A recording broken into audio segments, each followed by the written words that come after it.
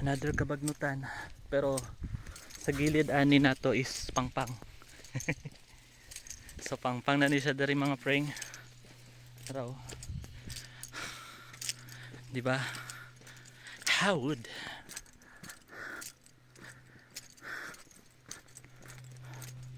makamingaw maglakaw sa inani nga bukid.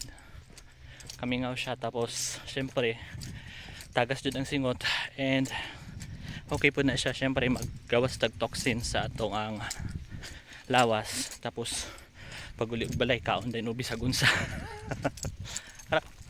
How would tabi po yan na ako ang singot og laway nagsagol, so walay tubig ni.